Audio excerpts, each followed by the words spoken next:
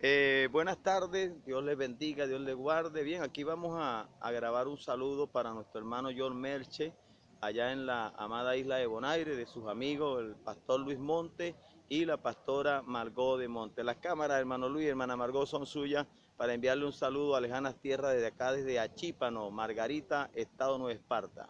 Amén. Dios bendiga al hermano George Mensch, a su familia, a la hermana Zoraida, a sus hijos, a la congregación de Bonaire, quienes les recordamos con mucho cariño, con mucho amor, y sabemos pues que hacen una labor preciosa.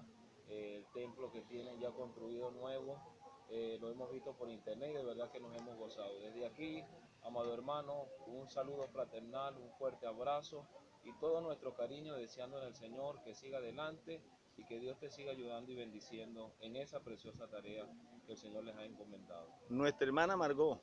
Dios le guarde, Pastor George, le recordamos con cariño, con afecto fraternal y amado hermano, nuestro deseo en el Señor es que siga creciendo, siempre nuestras oraciones constantes, presentes en el Señor y han sido de gran apoyo espiritual también para nosotros, de gran inspiración.